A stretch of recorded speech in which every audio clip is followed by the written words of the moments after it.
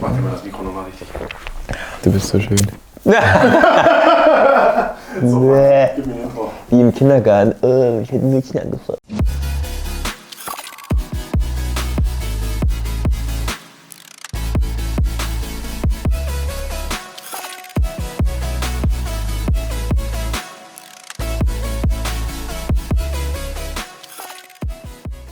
Gut, Freunde des gepflegten Leistungssports, herzlich willkommen zurück auf meinem YouTube-Channel.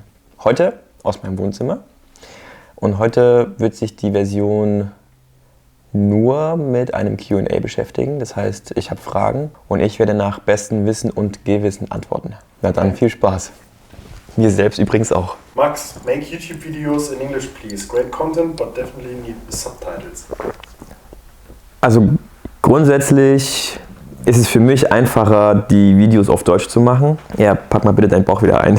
Das hat mich kurz geblendet. Es ist für mich einfacher, die Videos auf Deutsch zu machen, aber wir machen doch Untertitel. Ich weiß nur nicht genau, man sieht nicht sofort die Untertitel. Muss man das einstellen?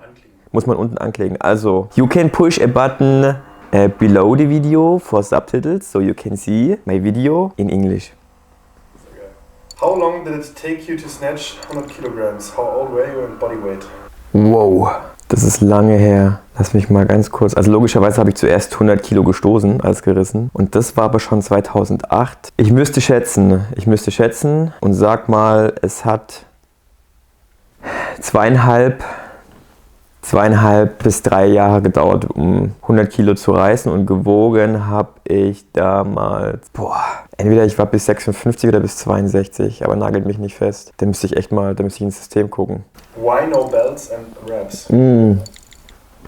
Das ist eine gute Frage. Als ich mit Gewichtheben angefangen habe, und da gab es einige, die waren viel jünger als ich, und die hatten schon Gürtel, die hatten schon Bandagen, die hatten alles, was man so an Zusätzen haben kann im Gewichtheben. Und mein Trainer hat damals gesagt, eigentlich sind das Bandagen und vor allem der Gürtel, das sind eigentlich nur Dinge, die dir hinten raus helfen sollen. Wenn du aber von Anfang an mit Gürtel trainierst, ist es der Körper auch gar nicht anders gewöhnt. Und er wird logischerweise auch nicht stärker, weil du unterstützt ihn ja ständig. Deswegen habe ich gesagt, okay, ich mache das ohne. Das hat auch super funktioniert und irgendwann habe ich mal einen Versuch weggeschmissen im Stoßen und es sah so aus, als wäre ich im Rücken leicht weich geworden.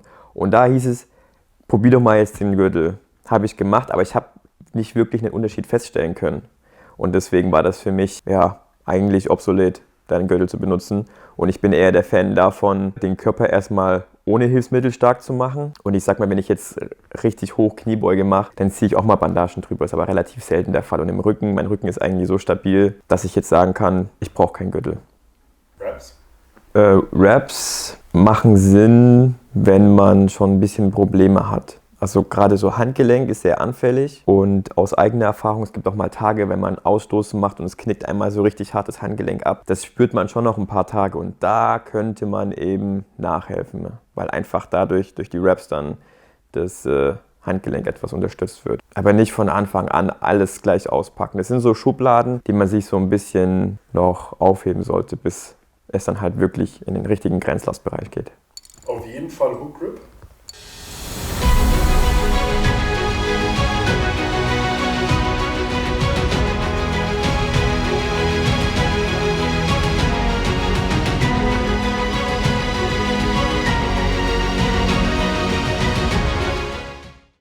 Ja klar, auf jeden Fall.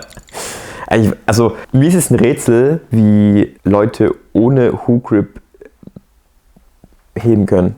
Ich wüsste nicht, ob ich 40 Kilo ohne Hook Grip heben könnte. Wüsste ich nicht. Also yes, do the Hook Grip. What's your squatting frequency?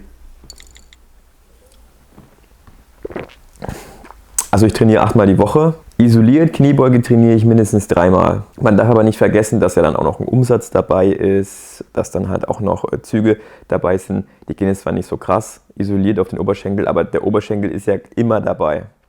Aber nur Kniebeuge bin ich bei 3 bis 4-mal die Woche. Tipps, um die Kniestabilität zu trainieren? Das ist eine sehr gute Frage, weil viele das ein bisschen vernachlässigen. Was ich empfehlen kann, sind Split Squats oder Pistols, wo man wirklich versucht, kontrolliert in die Hocke zu gehen. Viele werden jetzt lachen, aber als ich meinen Trainer gewechselt habe und diese Knieproblematik hatte, haben wir eine Woche lang nur diese Split Squats gemacht, auch noch ein bisschen Training im Beinstrecker und diese Pistols. Und ich konnte am Anfang einfach nicht kontrolliert in die Hocke gehen. Konnte ich nicht. Entweder konnte ich es nicht ansteuern oder der Muskel war es einfach nicht gewöhnt. Es hat mich tatsächlich eine Woche gebraucht, um tatsächlich mal kontrolliert in die Hocke zu gehen. Deswegen meine Empfehlung klar, Split Squats und diese Pistols. Nicht diese CrossFit Pistols, weil da lässt man sich auch zu sehr fallen. Aber wenn ihr quasi eine Box habt, auf die stellt ihr euch drauf und das Bein, das überhängt, versucht ihr quasi auf den Boden zu bringen und das schön kontrolliert. Ihr könnt es auch so machen, dass ihr tiefer geht, dann merkt ihr so einen leichten muskulären Schmerz, den haltet ihr 3 bis 5 Sekunden, dann geht ihr wieder ein bisschen runter, wieder halten und das muss man halt mal durchziehen. Share your routine for strength. Strength. Oh Gott. Strength. Gewichtheben. Ja, was soll ich sagen? Wie werde ich stärker? Ja, durch Gewichtheben, ganz klar. In der Anfangsphase, ich sage es mal, in den ersten 2-3 Wochen nach dem Urlaub, kommt natürlich auch noch ein bisschen Maschinentraining dazu. Und da ist aber nach Lust und Laune, da kann man eigentlich mal alles mit reinpacken. Geht ja auch darum, dass man so einen kleinen Reizwechsel hat. Aber es wäre jetzt dumm zu sagen, und deswegen mache ich es auch nicht, ich mache erst 2,5-3 Stunden Gewichtheben und mache dann nochmal eine Stunde Gerätetraining. Weil irgendwann ist der Körper auch platt und da muss man auch aufpassen, dass man sich nicht übertrainiert, weil Übertraining bringt euch bis auf Verletzungen und schlechte Laune nichts. Deswegen macht lieber ordentlich Gewichtheben, da werdet ihr eigentlich automatisch von stark. A Max Lang Fashion Advice Episode discussed the hair and clean sneakers. Der Sneaker muss man putzen und dass sie sauber sind. Und wer sie Sponsor haben immer neue gekauft. Oder so. Ja, also. Ich habe dann noch ein Foto von dir, nachdem du die Klamotten von dem Moving Monkey angezogen hast, von seiner Freundin. Ja. Das blende ich ein. Macht es, genau. Reason to weight loss. Warum ich abgenommen habe? Ja, weil ich mich so fett gefühlt habe. Spann mal Arm an. Ja, das hat ja damit nichts zu tun. Warum ich Gewicht abgenommen habe, eigentlich relativ einfach erklärt, weil ich mich so besser für die Olympischen Spiele qualifizieren kann. Weil nach neuen Regularien, Qualifikationsregularien, darf nur ein Sportler pro Nation, pro Gewichtsklasse zu den Olympischen Spielen fahren. Und ich hätte in der bis 81 Kilo Klasse den Nico vor mir gehabt, der auch klar besser ist, stärker ist. Dann wäre das wahrscheinlich schon die erste Hürde gewesen. Die zweite Hürde wäre dann wahrscheinlich nicht der Nico gewesen, sondern irgendein anderer starker Europäer, den ich dann hätte verdrängen müssen oder um in die Top 8 kommen zu müssen. Deswegen habe ich gesagt, okay, pass auf, ich habe Schwierigkeiten, das Gewicht zu halten, weil 81 Kilo für mich eigentlich zu viel ist. 77 war perfekt, haben es aber weggekattet. Und so, um die Chancen auf die Spiele zu erhöhen, eine Gewichtsklasse runter, keinen nationalen Gegner. Und ich habe die Möglichkeit, mich über die Top 8 oder über den Platz als bester Europäer zu qualifizieren. Ja, Pros und Contra, also Pros and Cons of cutting to 73 Kilogramm class. Also die Vorteile, das erste, was mir einfällt, mir passen wieder Hosen. Wobei das eigentlich auch fast eine Lüge ist, weil der Oberschenkel hat glaube ich, nicht so viel abgenommen. Naja, die Vorteile, die sich daraus ergeben haben, ich habe mich in Sachen Ernährung extrem gebildet über meine Ernährungsberaterin. Also aktuell kenne ich mich eigentlich mit Ernährung sehr, sehr viel besser aus als zuvor. Ich habe abgenommen. So viele Vorteile gibt es ja nicht. Der einzige Vorteil ist tatsächlich, ich habe bessere Chancen auf die Olympischen Spiele und das reicht mir auch schon. Es gäbe noch die Frage, ob du ein altes Gewicht vermisst und ob du gute Leistungseinbußen hast. Ich sag dir, welches Gewicht ich vermisse. 77. Das vermisse ich. 81 vermisse ich nicht. Weil da musste ich viel essen und auch gleichzeitig stärker werden. Leistungseinbußen habe ich. Klar, also ich mache jetzt in der 73er nicht dasselbe wie in der 81er. Da stehe ich als bis 73 Kilo Sportler aktuell bei 50, 85. Und, nee, halt Lüge. Genau bis 73 habe ich nur 80 gestoßen. Ich meine, bei den deutschen Meisterschaften hatte ich 1,5 Kilo Übergewicht, da habe ich die 85 gestoßen. Aber ich sag mal, die Bestleistung in der bis 81er waren 58 Reißen und 90 Stoßen, zumindest im Training. Im Wettkampf hat es immer nicht so richtig funktioniert. Das ist okay, das ist echt okay. Also ich habe mit viel mehr Leistungseinbußen gerechnet. Hast du eine Karriere nach der Karriere geplant? Ja, sicherlich. Es gibt viele Ideen und Projekte, die ich gerne durchziehen möchte, aber dazu sage ich noch nicht so viel, weil noch nicht safe ist. Aber ja, wird eine Karriere nach der Karriere geben, aber nicht im CrossFit. Nicht? Nein. Nein. Das ist jetzt enttäuschend. Gibt es bei dir auch einen Warm-Down? Das wäre kein Warm-Down, das wäre ein Cool-Down. Hat jemand geschrieben. Das ist okay. Ja, nicht immer, gebe ich zu. Manchmal bin ich da auch ein bisschen faul. Aber wenn ich 2,5 Stunden trainiert habe, 3 Stunden, dann habe ich keine Lust, dann noch groß irgendwas zu machen. Da geht es meistens direkt in die Physiotherapie oder in die Sauna. Aber was ich immer empfehle, wenn man extrem hoch gebeugt hat oder viel gebeugt hat, dann bietet es sich an, auf dem Ergo nochmal so 5 bis 10 Minuten leicht auszuradeln. Hab keine Frage, aber mach weiter so und wünsche dir weiterhin viel Erfolg. Vielen Dank. Wie gehst du mit Niederlagen im Sport um? Das ist auch eine richtig gute Frage.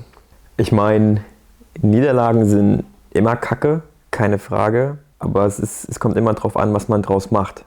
Also man kann jetzt angepisst sein und alles scheiße finden, bringt dir aber selber nichts.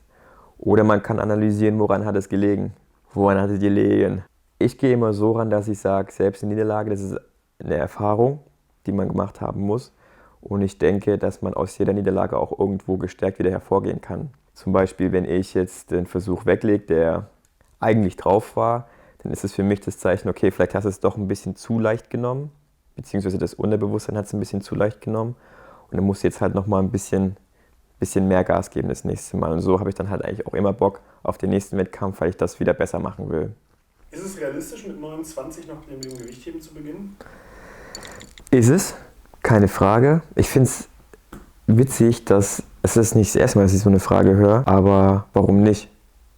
Man muss vielleicht an der Stelle sagen, eventuell ist es für eine Profikarriere schon ein bisschen zu spät. Aber man kann ja Gewichtheben auch hobbytechnisch machen und dafür gibt es keine Altersgrenze. Also wer es noch nicht weiß, es gibt auch die deutschen Meisterschaften der Masters. Da sind die Leute zum Teil 70 Jahre alt und machen immer noch Gewichtheben. Also it's never too late. Wohin würdest du gerne mal reisen? Ja, ich komme zwar durch den Sport viel rum, aber sehen tue ich deswegen nicht viel. Ich kann mich da an so ein Trainingslager erinnern, da habe ich eigentlich in deinen Insta-Stories nur gesehen, wie du im scheiß Infinity Pool rumgehangen hast, zu dem dieses Schwein, also erzähl mir mal nicht, du erlebst nicht viel. Das war aber der Urlaub nach der WM. Okay. Das war kein Trainingslager, du Heini. Also was mein freundlicher Kameramann gerade versucht zu sagen, ich komme ja viel rum durch meinen Sport, ist in erster Linie auch richtig. Es gibt schon einen kleinen, aber markanten Unterschied zwischen Urlaub und Wettkampf bzw. Trainingslager. Also es ist zwar cool, wenn man in so einem Land ist, aber viel sehen tue ich im Endeffekt auch nicht. Ich kann ja auch nicht vor meinem Wettkampf noch rumdödeln und gucke mir das an und laufe viel. Kontraproduktiv.